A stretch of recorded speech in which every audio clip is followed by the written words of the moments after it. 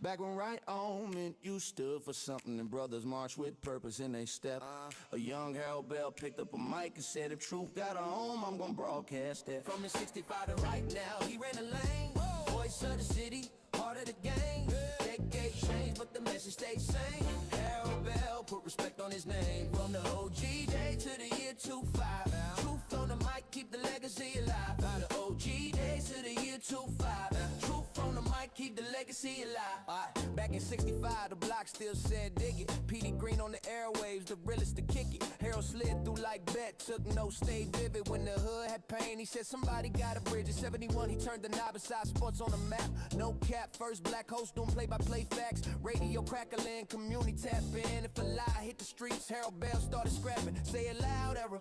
Folks fought to be seen. Harold fought for the ones overlooked in between. Players, kids, legends, the future unseen. He put the whole DMV on his team. Fighter right now, he ran a lane. Voice of the city, heart of the game. Decade changed, but the message stays same. Harold Bell put respect on his name. From the OG days to the year 25. Truth on the mic, keep the legacy alive. From the OG days to the year 25. Truth on the mic, keep the legacy alive. Yeah, fast forward. 80s crack the pavement, DMV slang, shit for vibe in the basement, go-go drums knocking, what's good? Round the way, hell still holding down the youth every day. Well, talk shows turn spooky, he stayed solid, didn't chase clicks, didn't fold for a dollar. He had Jim Brown pull up, Ollie on the line, sports radio, man, he redefined. By the 90s, folks, your facts before it was a trend. Harold been fact-checking them way back then. Gatekeepers hated him, he ain't been. Told Earl Lloyd's story to the hall, let him in. Keep it 100. Nah, he kept it 1,000. Long before social media started wildin'. When most shows played it safe about race, Harold Bell said names to they face. Harold, this is Bill Hanson in Dallas. I lost your phone number when you called the other day, and I finally had to track through your notes, and I finally found this here. I'm sorry I didn't get back to you, but your stuff is fantastic to read about, and everything you've done is makes what my little bit appealing off the cover of white privilege, as you say, seem rather insignificant. But I thank you for sharing this with me, and hope this message gets to you. Thank you, sir. Thank you very much. Well, Harold has been a crusader for the rights of black people all of his life. He has also been a crusader that has had a lot of friends, not only in the black community, but the white community in sports. He's always been outstanding, always an individual, always speaking his mind, always giving you a platform to express your views. And when I was incarcerated, he did everything he could to attack those that incarcerated me unfairly. And he's one of my friends over the years. We've done many things together. So Harold is truly a man that believes in his culture and his people and will always be that way because nobody's ever been able to change him. So, hey, that's my partner. This is the heavyweight champion of the world, George Foreman, for the best in sports and sports personalities. When I am in Washington, D.C., I check out my good friend Harold Bell and Inside Sports. Talking about a real champion, Harold Bell and Inside Sports.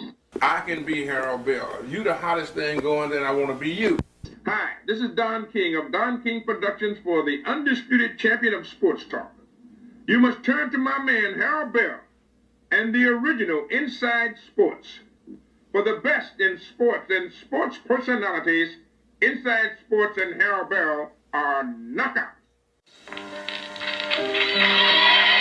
Hey, this is Franklin Ali, the heavyweight champion of the whole wide world. I got all of you to check out Inside Sports with my main man, Harold Bell. Inside Sports, it's a knockout. Hey. Hi, I'm Harold Bell, and welcome to the original Inside Sports Network. And today we got a very exciting show. You know, when Inside Sports first hit the airwaves, the original Inside Sports, not this other stuff you see, you know, the most important game, I said from the very beginning on my show, that the most important game was the game being played, was the game called life. And that is no more truer than what it is today. It's the game called life. And I never thought that I would see in my lifetime, the type of things that are taking place in our community today, it is very, very difficult for me to step aside and not say anything. So, you know, the Inside Sports Legacy Network is picking up where the original Inside Sports left off. We're going to come back and we're going to talk about not just sports, we're going to talk about the game called life and the things that you've seen that are happening around us at this stage in 2026. I never thought that I would live to see it. And we're going to take our chances and call it like we see them. The truth, man, the truth. You know, we always want to hear the truth as long as it's about somebody else, but we don't want to hear the truth about ourselves. And that has to change. You know, here today, I'm going to talk about the media, because the media is definitely being affected by the political environment that we are in today. You know, where can you get the truth? Where can you get the truth? And I had an interview with Don King maybe 25 years ago. And one of the things he talked about how important the media was and how it still is important. And I want to take us through that interview. I want you to, you know, listen to it and, you know, forget the commercial, the promo.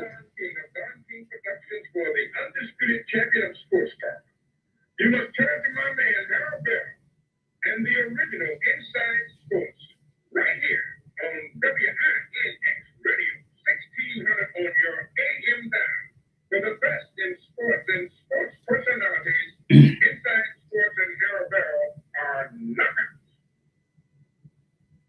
The media is vitally important, you know, and it was so important that the First Amendment after coming out of revolution was freedom of the press, freedom of demonstration, and right to protest. It is very important to have that voice of the media, the checks and balances, and that you can have a voice of outcry when any type of tyranny, any type of abusement of government. And so the media is important. The media used to report the news, now the media creates the news. And so it's a big difference now in how they've grown in elevation, stature, and esteem. The media was absolutely phenomenal to me when I came from Cleveland, Ohio to New York. And then as I continued to succeed, you know what I mean, and people began to accuse some of the reporters, they got afraid that, you know, that the left would always return to a spot. And so some of their own self-searching, soul-searching, and fear and apprehension of being accused of the same thing you should do in the olden days is when they would accuse you of being a nigger lover or accuse you of some type of a knee-jerk accusation that would turn society against you. So it's that fear of extolling me in the media for my achievements and my accomplishments on a broad note as a fellow American ceased because of the fear and apprehension that was taking place within their own minds that what if I was guilty and that they had wrote these lionizing columns and things and then I would embarrass them, you know, and so that personal embarrassment played a major part of the fear and apprehension of the legendary stereotype image of people of color and had to suffer the setbacks, you know, but the setbacks, you know, is things that you have to face in life, you know, failure never.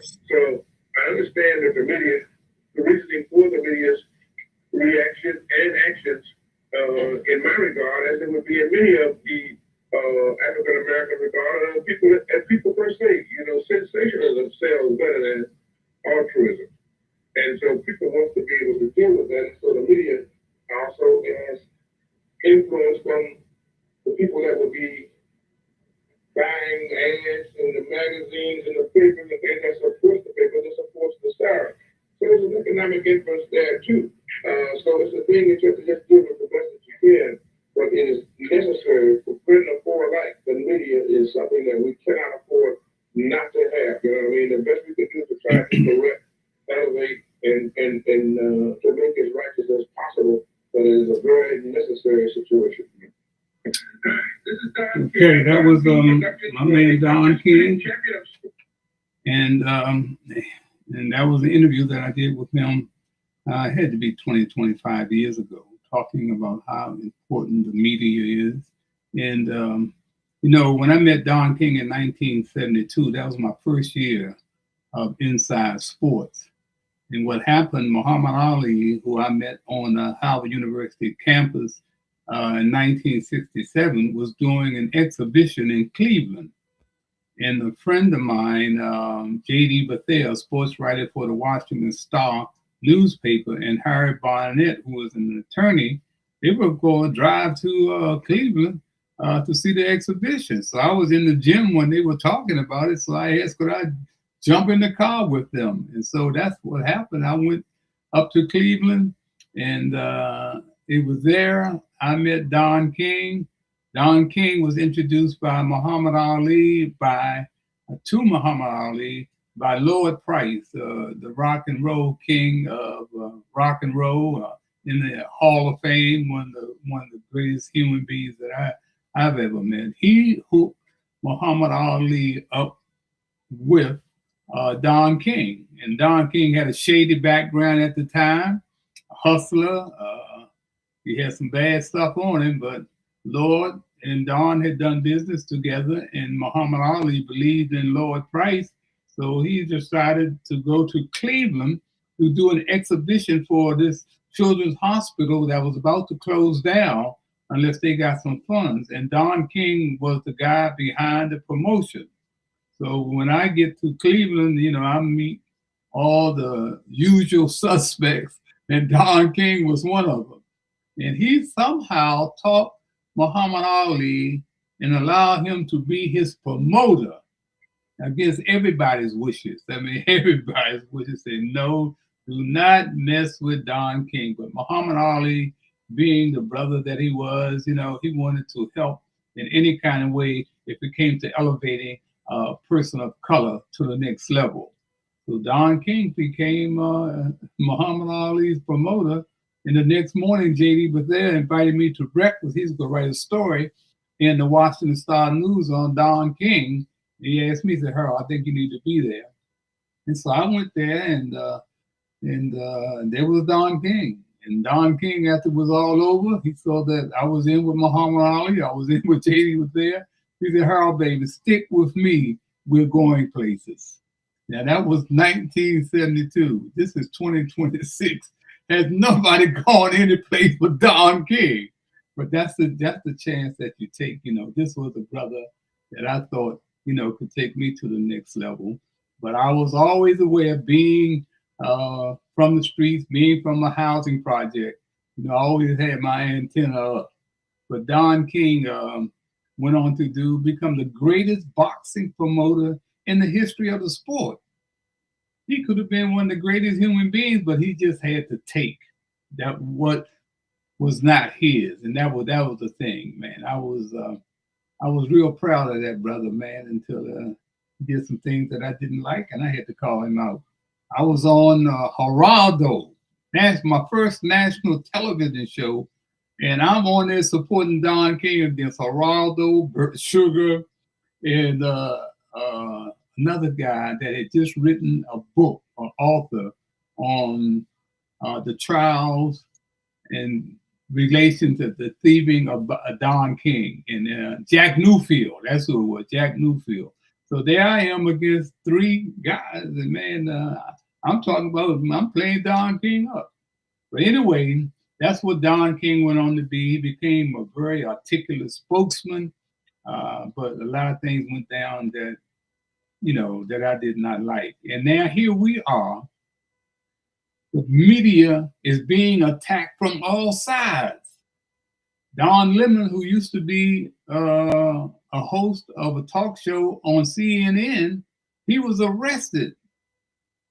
He was arrested along with another Black female journalist. Two Black people that were in that church. And that young lady right now, I think her last name was Ford. I can't think of her first name, but both of them were arrested by the FBI. The FBI went to her home early in the morning with her kids there. They waited for Don Lemon in LA. He was on the way to the Grammys and locked him up, man. So the media is on attack. And can we run that piece on? Do we have that piece on Don Lemon at his press conference explaining what went on, Shannon? No, we don't have that piece. Okay, but anyway, Don Lemon is, I think, due in court next month, and he said they're gonna be able to beat this because it's the freedom of the press. It's not the freedom of the press when you got politicians thinking they can do anything that they want, and hope and that the courts are behind them, and that's where we are now.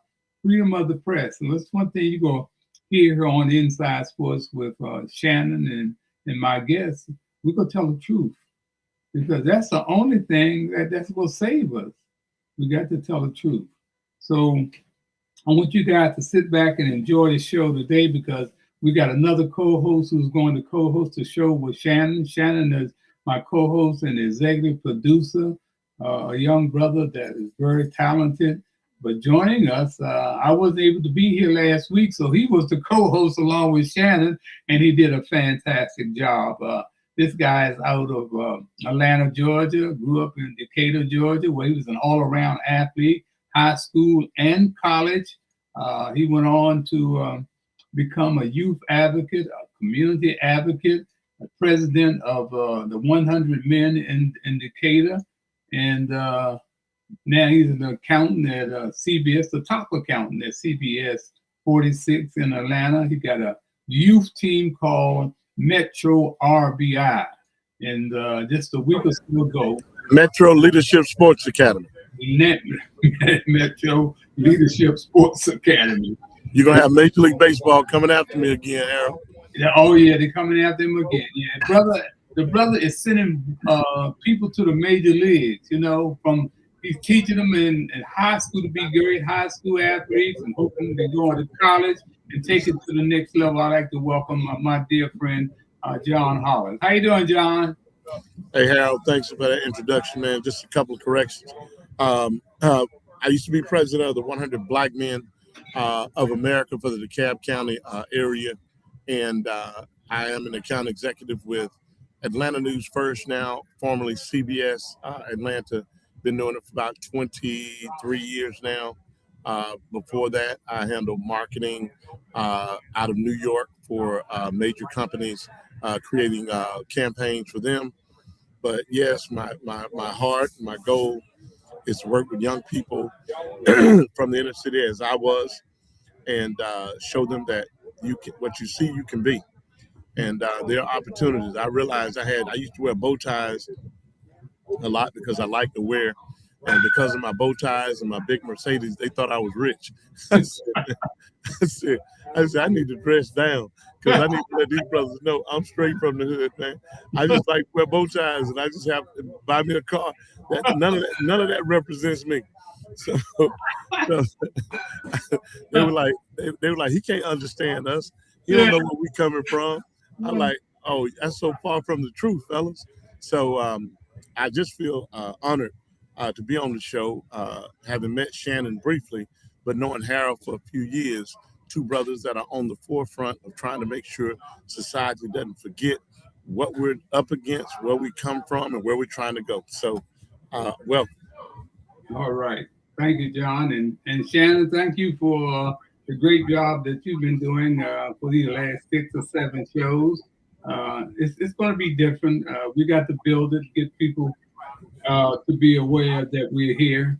But, so much is going on around us today. One of those things that are going on, a lot of folks don't know, man, I'm a big tennis fan. I love tennis. If I had to come back to be an athlete, I want to be a tennis player. I learned tennis late in life when I couldn't run up and down that basketball court anymore and block shots and all that other stuff I used to do. So I picked up a tennis racket. I became a big tennis fan. And what happened this past weekend, the Australian Open is a big tournament that being played in Australia. And I happened to get up the other morning. I had a chance to see Janet Sinner and Novak Djokovic playing in the semifinals, and they were playing big boys tennis, man. And played that. I loved it. I said, man, I'm so glad I was able to get up. Now I found out that if I get up at 3 o'clock tomorrow morning, I can see the final. But Shannon, did you have a segment of that match between Sinner and Djokovic? Yes, sir. You hit it. I just want people to see a couple of minutes what great tennis is. Absolutely. So these the fellas here getting it in. Yeah, that's Djokovic close to Sinner. That's true.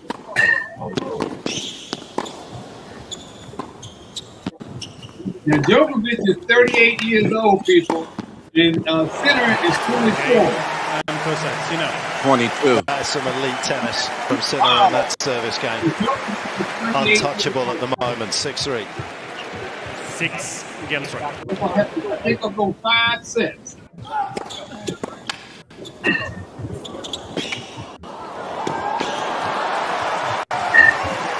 He was 22 years old. That's why he's able to run that down.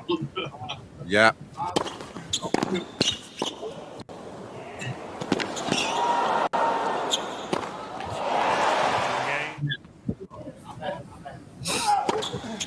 Djokovic on his way back.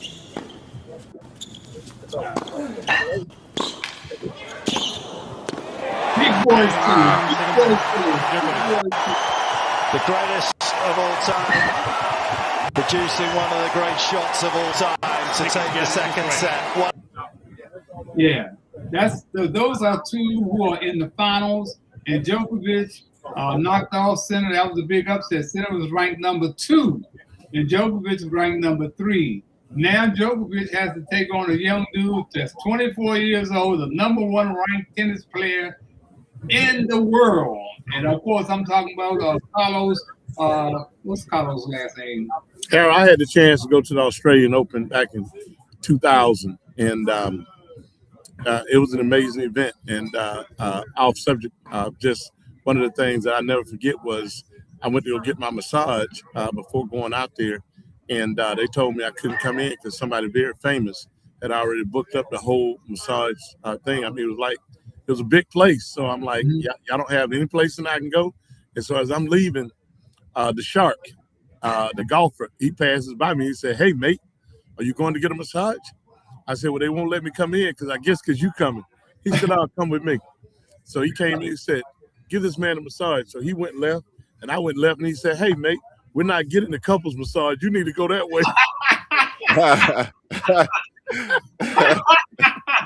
But I was just following him. He said, "Come with me." So Yeah, right.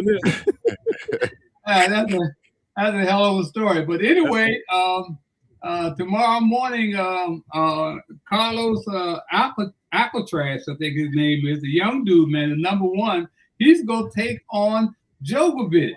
Now, they have played 9 times over the years. And guess what? Djokovic has beaten him 5 times, man. So I'm telling y'all, this is what's going to happen. Djokovic is if he happens to beat my man Carlos tomorrow, he is going to be the GOAT of pro tennis. Going sailing on by Ferrara. What's the boy's name? Anita. What's the name? John. The other 2. You know. Man, I'm not big on tennis, man. Yeah, I know, but anyway, the 2 just retired. That means my man Djokovic will bypass them. I come up. I still remember McEnroe and Connor. Oh yeah. Well, guess who was? I remember them. And Arthur Ashe. I've interviewed. Right. I've interviewed Jimmy Connors on my show. He was one of the first big names that I had on Inside Sports.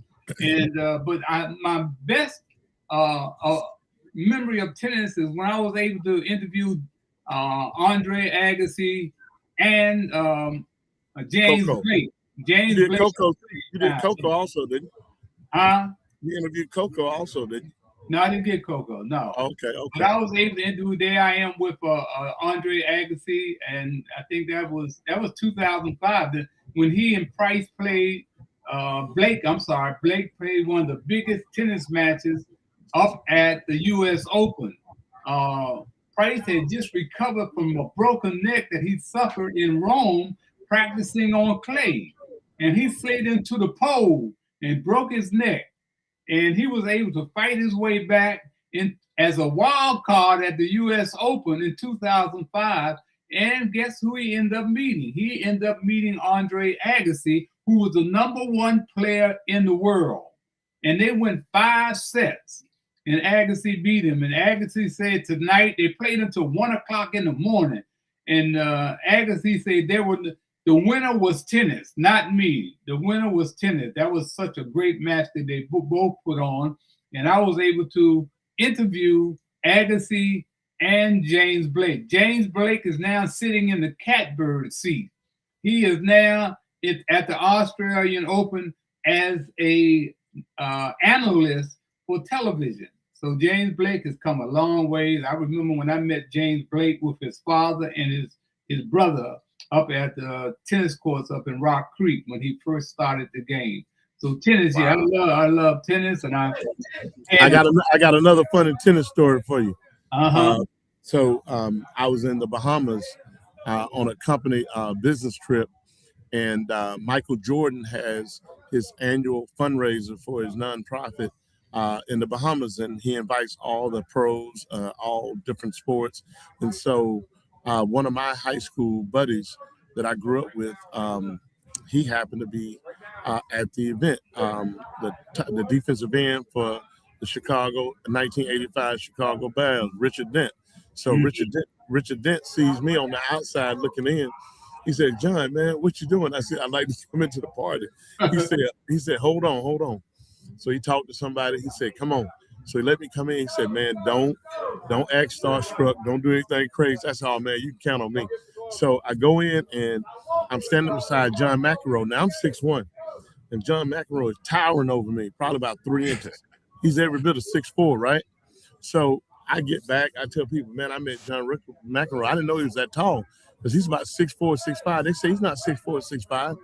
I said, "I swear to you, he's 6'4", 6'5". He's standing beside me. So then I read an article. He says every time he goes to Michael Jordan's parties, he wears these stacked high hoop shoes because he don't want to feel short. That's why he was 6'4". Oh man, that's crazy, man. That's crazy, man. I'd have bet my whole life that he was 6'4". I was arguing with him. I'm like, man, I stood beside the man. He was right beside me. And then I read he wear those high heel stacks when he go to Michael Jordan party. Guys, well, let's move on. Another big topic in the news, and I'm quite sure both of you are aware, is that Bill Belichick, who's the GOAT of coaching in the NFL, retired and now coaching football at the University of North Carolina. He was up for the first year for eligibility in the Hall of Fame. And why do you think they snubbed him? They said no. They said no. Why do you think they snubbed the man? Yeah. It's not. Hey, if I had to guess, now this is messy now. It's because he got that young woman and they don't. I think there's no reason why the man is one of the greatest coaches of all time. I don't care if he loses every game in North Carolina. He's one of the greatest coaches in NFL of all time. And what he did, I mean, he probably had, I'm trying to think how many first-round draft choices he had to actually play. He had 5th and 6th rounders. He had a system. He taught them, look what all the coaches that coached under him have gone on to do in college football and pro football. Do your job. If you're a guard and your job is to block, do your job. If you're a wide receiver, run your patterns. Don't worry about the other guy on the other side. If you're a cornerback, cover your man. He was able to get the whole team to buy in to doing their job. And if everybody does their job, in most cases, you're going to come out successful. And he did it with limited talent, in my opinion. I mean, the best. Tom Brady would not be a Hall of Fame. Let me tell you something. if he'd got drafted and went to the New Orleans Saints, went to the Buccaneers back in the day, went to the Raiders, went to some teams that was really struggling, didn't have blocking. But because Tom Brady lead the game, his uniform be just white as when he showed up at the game. You know, hey, Grunk, his buddy Grunk told him, he said, hey, man, I ain't doing it no more. I had 32 surgeries. He said, you ain't been hit. He said, I get hit a lot. He said, I came down here to Tampa. I played with you for 2 years.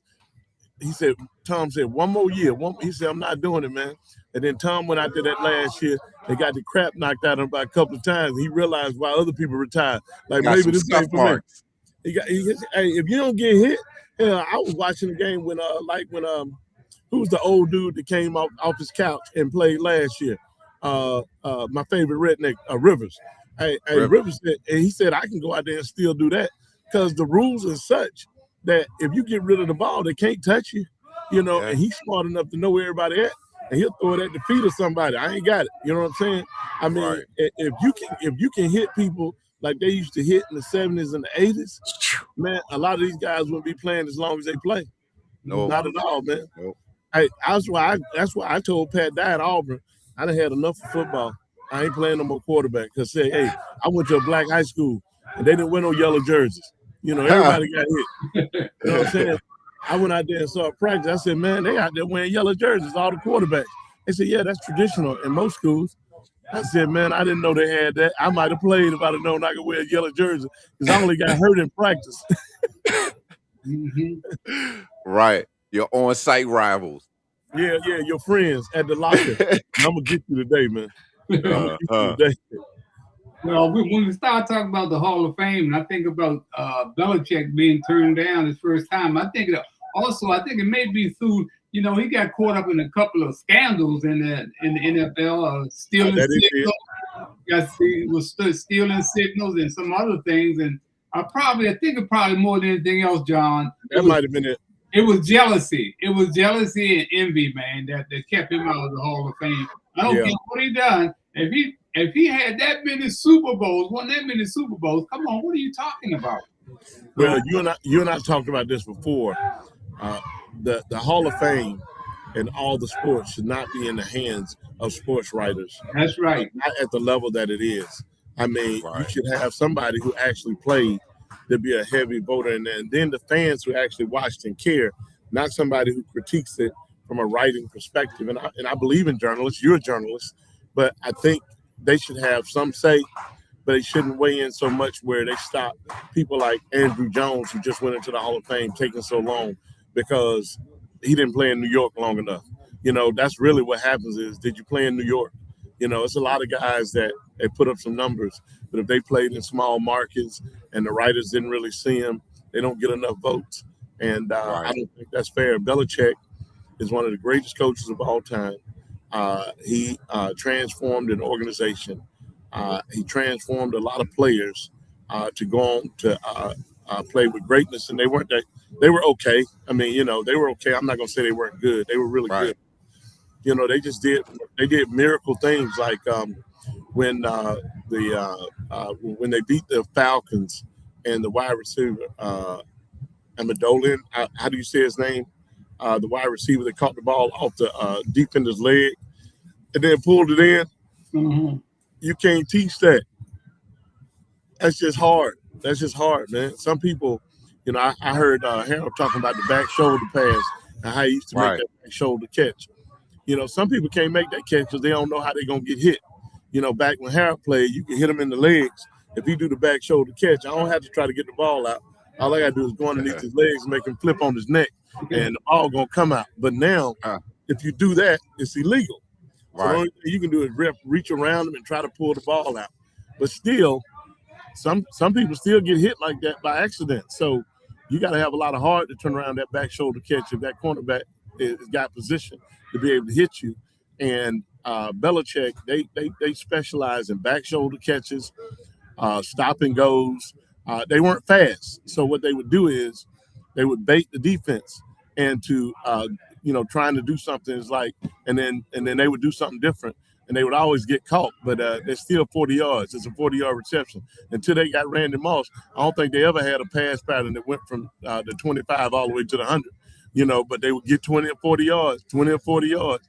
And then Randy Moss flying up and down the field, and Tom Brady really got mad at Belichick for not wanting to re-sign him because he had the most fun he ever had in his career when he had somebody he could throw to that could run. Yeah. Speaking of the back shoulder pass, I said on the show before Indiana played Miami, I said, look here, that back shoulder pass, when this kid from Indiana, I've never seen any college player throw the back shoulder pass like he does, and I think it's going to determine the outcome of the game. And sure enough, the two passes that were last completed were back shoulder passes that allowed him to dive into the end zone for the 5-yard touchdown. Yeah. I know, man, that boy can throw that back shoulder pass, man. Down and out was my favorite pattern. Phenomenal. So I knew what it took. It took great timing between the receiver and the quarterback. That's right. I could throw that pass, but you had to trust your receiver because you let the ball go before he goes into his break. You know it. And I know where he's supposed to be, and I go boom, and he go into his break. I'll tell you a true story. Pat Dye and Danny Ford. Pat Dye was coaching Auburn. Danny Ford was coaching Tennessee. He had just moved to Clemson, and Pat Dye said, and I quote him. He said, "God damn, John, we sat there and watched you throw that ball in practice, and we said that might be the best quarterback in the damn state of Georgia. Man, you hitting them before they turn around, and I mean it's on the numbers." And he said, and you going against the number 3 defense in the nation, and you playing with the second string offense. I said I was playing for my life. Woo! Get rid of that ball. In practice, we had 7 guys on our defense going to play in the pros. I played in practice for my life. I know that's right. And speaking of, prepared you for the game. One of the things I want to go back to is this Hall of Fame, man, which is nothing but a popularity contest. And you really hit right on it, John, about these sports writers, man. One of the greatest guys who revolutionized the base stealing in the National League was Maury Wills. He revolutionized base stealing, man. This brother, well, Maury was my big brother growing up. So I knew what a great athlete he was. He stayed in the minor leagues for almost 10 years, man, before they brought him up. But they brought him up right in time because he knew how to he made the home run obsolete during his time in the major league. But he belongs in the Hall of Fame. But you know why he's not in the Hall of Fame? Why is that, Harold? You got some jealous sports writers who remember that Doris Day was his girlfriend, and they held that against him. They held that against him, man. But Maury was such an arrogant dude. I was able, with his brother and all the family asked me, Harold, campaign for Maury to get in the Hall of Fame like he did Earl Lord and Willie Wood. But Maury just was so arrogant, man. He was unapologetic, man. He was not gonna play the game. And I had a big write-up done on him here in Washington by Dick Heller, one of my favorite sports writers, did a big page on Maury. But Maury wouldn't even call the writer and say thank you, man. And I got teed off at it. But Maury belongs in the Hall of Fame. Johnny Sample belongs in the Hall of Fame. And I was able to get Earl Lord in the Hall of Fame only because I had Red Auerbach, Congressman John Lewis, Dick Heller, and Sam Jones all on my team to campaign for Earl Lord in 2000 when they played the NBA All-Star game here. I did a tribute to Earl Lord at the Bohemian Caverns, did a big thing. That right there, that statue is there because of my campaign. That's at the Recreation Center in Alexandria. They got another statue of him like that at West Virginia State where he played ball. But that's what it took, man. And Willie Wood, the same thing. They blackballed Willie Wood, man. Wouldn't let him in the Hall of Fame. One of the greatest safeties of all time. Vince Lombardi called Willie Wood my coach on the field. But what happened when Willie went to coach in San Diego, there were drugs being used in the locker room, man, by these players. and Willie didn't go for it. He turned them in, so they blackballed him. He had to go to Canada to coach. You understand? Then he came back to coach for the Philadelphia Bell, and I'm glad I was able to help him get into the Hall of Fame because he was always one of my heroes. We worked together with DC. But the Hall of Fame is nothing but a bunch of cheerleaders who most of them never played anything. How you could not have Barry Bonds in the Hall of Fame? How you could not have Pete Rose in the Hall of Fame, man? So it's all a bunch of jokes as far as I'm concerned. Go ahead, John. You want to say something? No, that you touched on the button that baseball is my thing. And Pete Rose, I got a chance to meet him. I should have gave Shannon a few pictures of us together. And hey, I don't know if he was the world's best person off the field, but neither was Ty Cobb. Ty Cobb killed a man. Ty Cobb was one of the most racist people to ever walk the face of the earth, but he can play baseball. He deserves to be in the Hall of Fame, and he is in the Hall of Fame. Pete Rose might have gambled. He didn't gamble against his team. That's right. I mean, you gamble every day on yourself. It's just he put money on it. If they show me where he gambled against himself, that's different because now you're throwing the game, but you're trying to win. You're betting on yourself to win. What I don't even know what's wrong with that, but I understand no gambling. So I get the rules, but I don't understand how that was so devastating that they kept the all-time hit leader out of the Hall of Fame over there. That was just, in my opinion, that's wrong. Insane. Hey, John and Shannon, I want to say this while you brought that up, man. This gambling is going to kill sports, man. This gambling across the board. These kids now in high school are gambling on these games, man. And it is a lot of that's going on right now that's going to finally catch up with pro sports, man. That gambling things. I heard John Sally say something about that the other day on the podcast, and he was like, when I saw my man was involved in that, Chauncey, he said, I couldn't believe it. But then I thought about when we would go to Vegas, MGM Grand. Oh, I wasn't supposed to say somebody's name. That's what he said. He said, oh, man. He said they would give us chips to go gamble. He said they would give us chips to go gamble. We gamble, and some of us start pulling out our own money and would gamble and gamble more. But a lot of us just use what they gave us because to the audiences coming into the casinos, it looks good to see those NBA players playing also. Well, the reason why I believe Chauncey got hit, you guys say this for yourself, is I don't know if he was just there, just like we were just there. But the difference is it wasn't at the casino. It was at a private club, and they were taking all the money off the table, and all that big money wasn't going to the casino.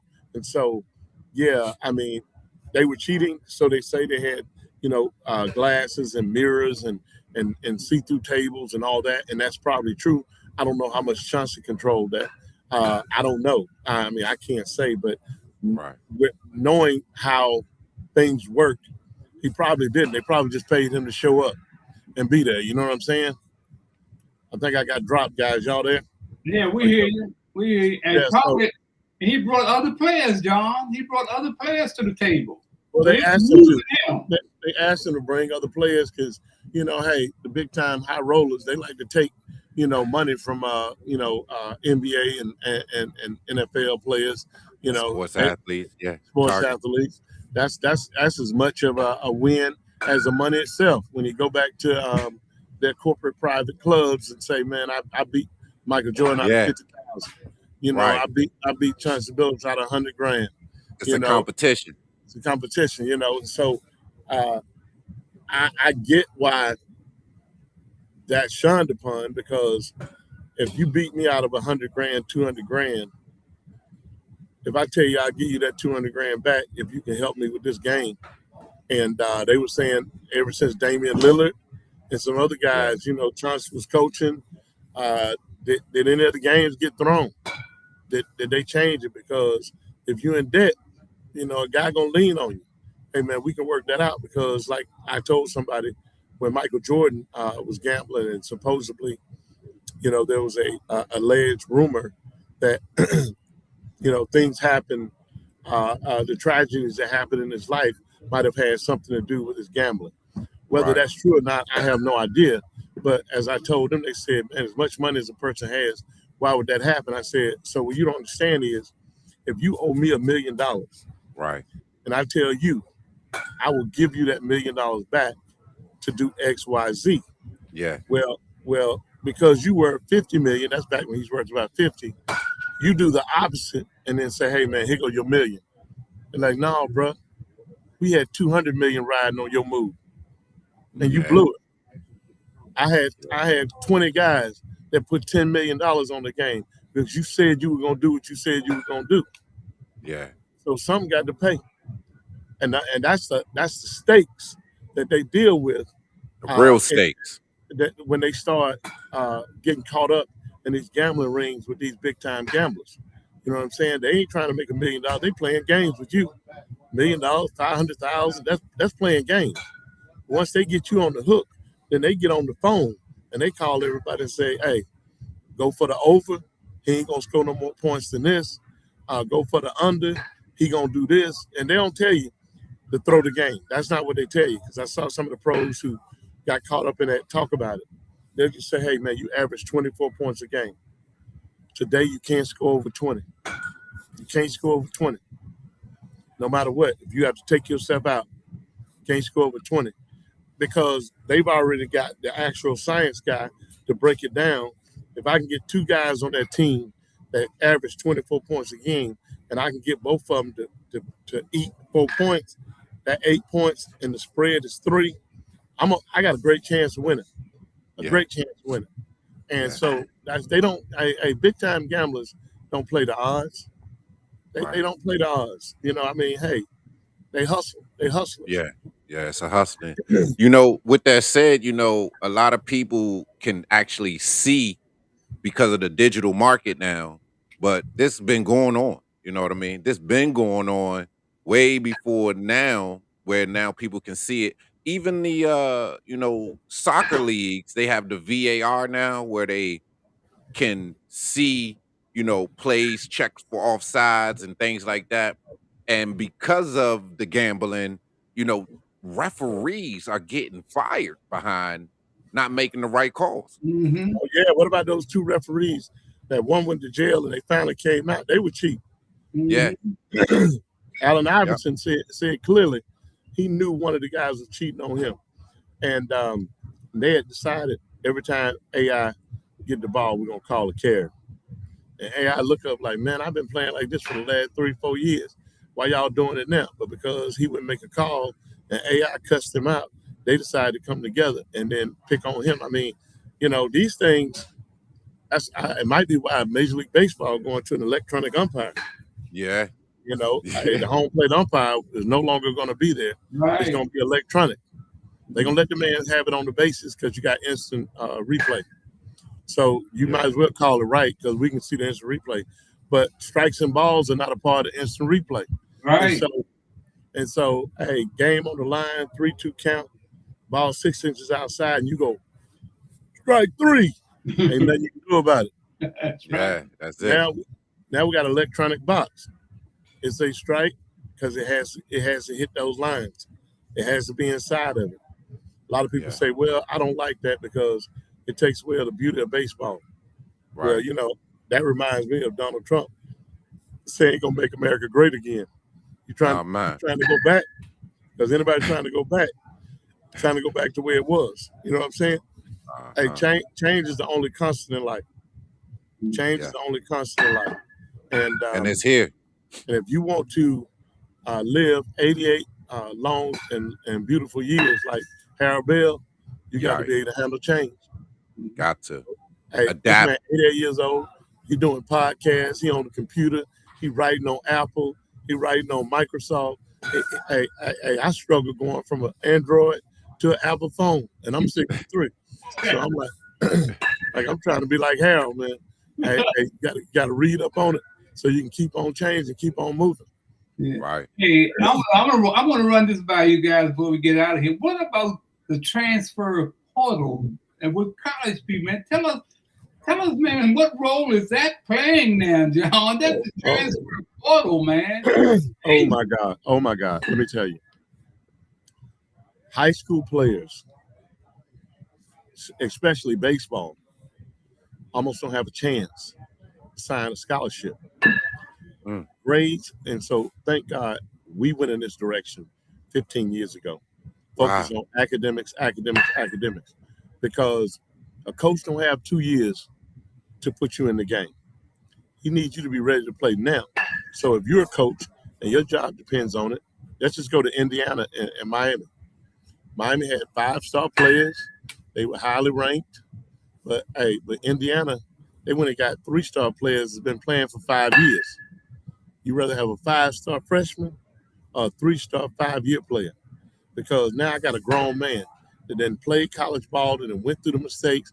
May not be fast as Tony, but guess what? They know how to box him in and keep him honest. And they know how to hit hard enough to keep the other side ready. I mean, Indiana was like the Cleveland Browns playing somebody. They might not be a great NFL team, but for college, they're some grown-ass men. And with the NIL, if you can't buy them, and that's what the NIL does, then use the transfer portal to give them a new life. Wow. Get somebody in Division II, somebody in the SWAC, somebody playing in the Colonial League, somebody playing in the U.S. Conference, a chance to get on national TV, show what he got. You got one more year. You can do it. You 25, 26, come on. I got a spot for you. Their average age was 23 years old. I mean, usually you out of school by then. You got a guy maybe on the red shirt is 23. Their average age was 23. They had three 26 and 4 25-year-olds.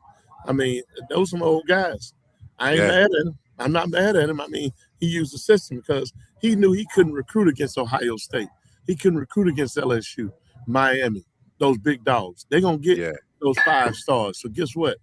I'm smart enough where I can get talented guys who played 2 to 3 years. And that's what happened in baseball now. They're taking guys who've been sitting on the bench. For example, Florida A&M.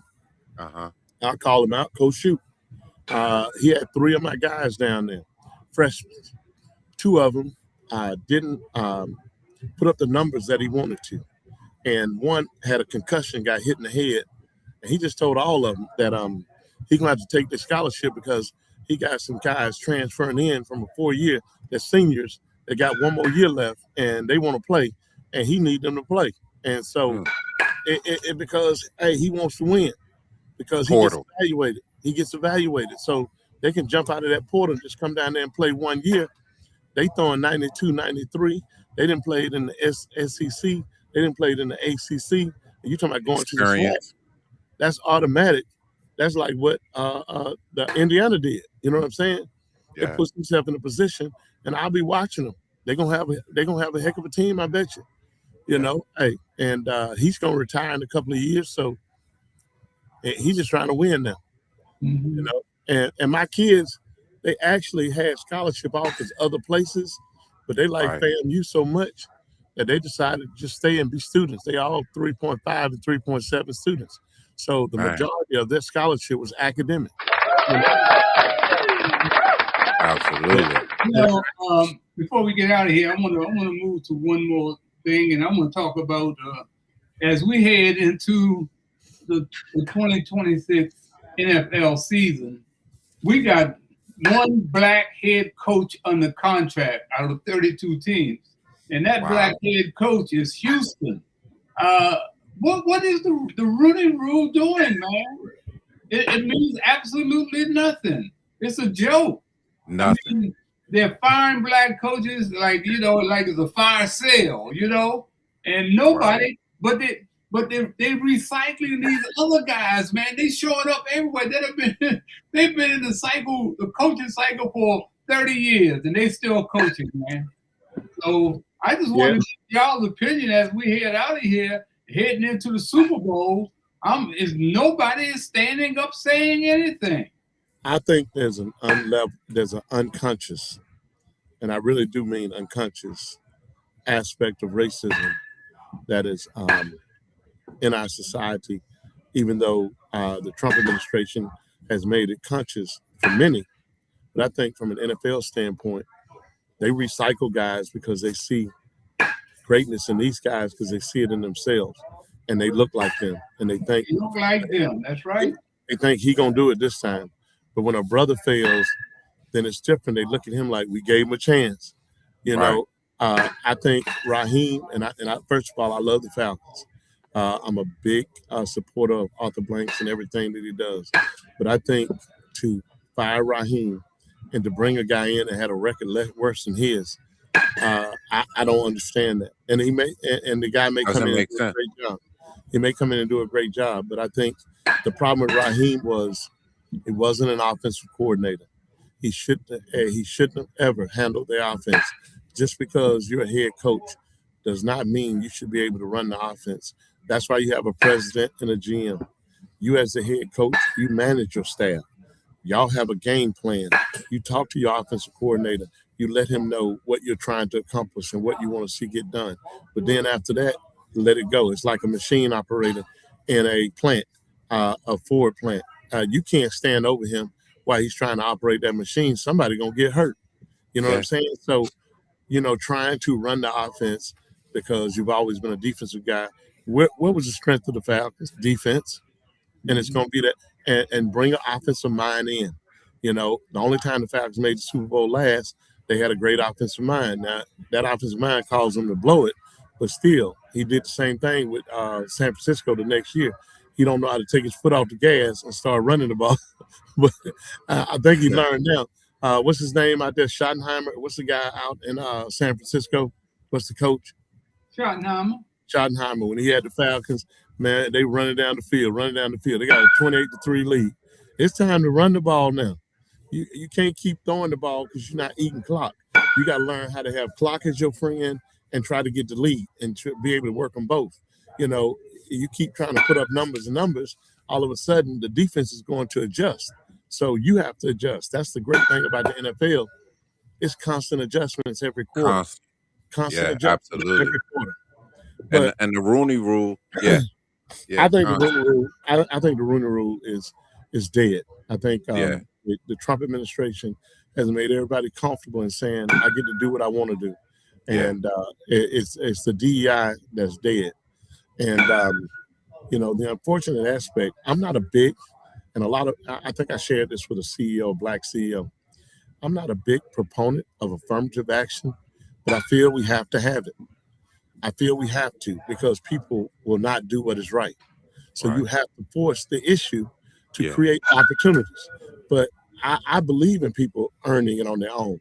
And guess what? With DEI, white women, Asians, Hispanics,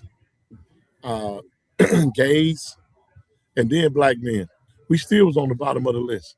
So getting to the DEI didn't hurt us. It hurt white women and black women, because they were the biggest proponents of getting advantages because of that. But as far as black men, we was at the bottom still. And so you get rid of DEI and let us earn on our merit and what we do, then fine. But you're not going to do that. You're going to create a privilege system, because when you can let come out of your mouth that these people are getting white men jobs, that means you already said without saying that they deserve it, whether they earned it or not. They're their jobs. You know what I'm saying? And that's how stupid that statement is. And that's why affirmative action has to be done, which, as I say, I believe in earning everything I got. I don't want nobody to give me anything.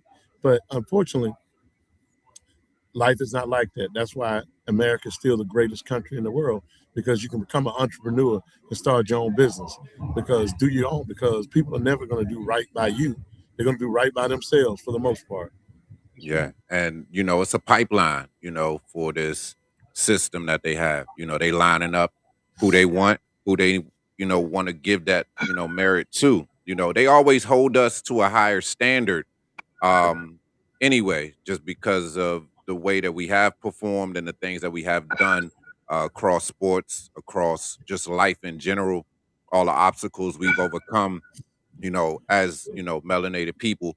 So, they're not basing it on performance, and because they got that stronghold, they'll continue to move freely, just like you see what they're doing with ICE, which is a separately funded organization within the government. that, you know, is similar to the way other leaders have done things across the world and in history. And, you know, tragically, you know, it's causing a lot of the people to experience the Black experience here in America. So, you know, Yeah, that's with so that, real. yeah, with that, we're gonna, you know, have to, you know, come together, stand up for what's right, and, you know, continue to, you know, lead and, you know, not give up on it. But again, you know, we see who we got in control right now. And hopefully everybody will get out and vote this year. That's one component that definitely helps change that narrative and what we got going on. So I encourage my young brothers to, you know, register to vote, get out there to vote.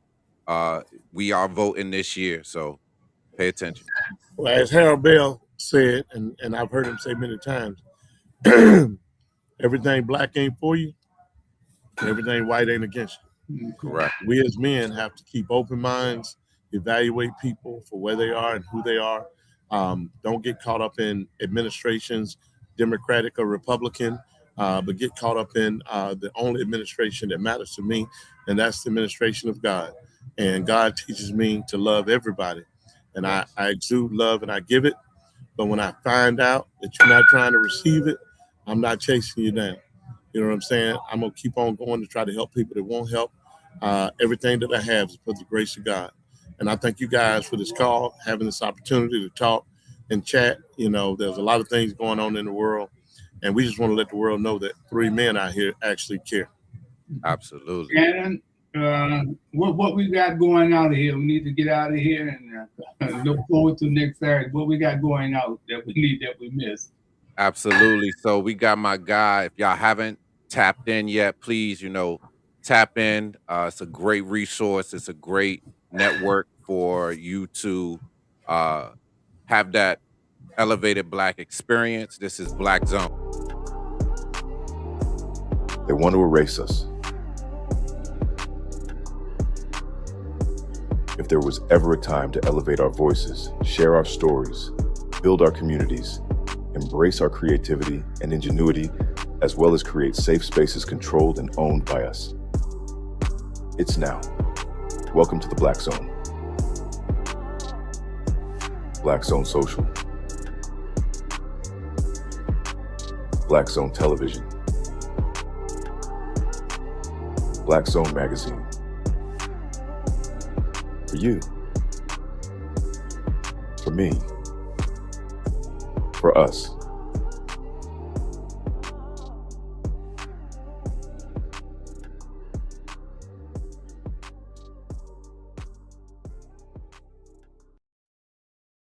You know, as we go out of here, man, I want to take time out to say thank you to Congressman Steny Hoyer of Prince George's County, the 5th District, getting ready to retire. After 40 years, I met Congressman Steny Hoyer down in Annapolis through my mentor, Senator Decatur Trotter. You can see right in the middle of those pictures of all the politicians that I have broken bread with who have helped me. Steny Hoyer has always been there. Go miss him. There's no doubt about it because, man, what is following him, man, is not something that I can see us depending on, you know. Steny Hoyer is in my Hall of Fame. You can see him right up there under Jackie Robinson. So, like, every black face you see is not your brother, and every white face is not your enemy, man. And we got to realize that. Also, say goodbye to Eleanor Holmes Norton. Congressman Norton is retiring in Washington, D.C. She helped me get Burt Sugar Day in Washington, D.C. Burt was a native Washingtonian. There it is. There's the congressional record. I also was in the congressional record, Congressman Lou Stokes, Bob Dole. So, man, it's a lot of things going on, and we just can't give up. We just can't give up. We got to depend on young men like, of course, Shannon and that group that he's associated with, and John and I got to support those type of efforts. So I just want to say thank you, man, to Maurice Woodson of Black Zone magazine and the great job that he's doing to see that our history is not suppressed. And to see my cousin out there, man, being the man that he is. You don't hear a lot from him, but he's helping Black folks. And I'm talking about Donovan Mitchell of the Cleveland Cavaliers. It's young brothers like that, man, that know how to reach back and try to help not only himself, but also his people. So until next time, I'm Harold Bell for, of course, my man John and Shannon. Have a great day.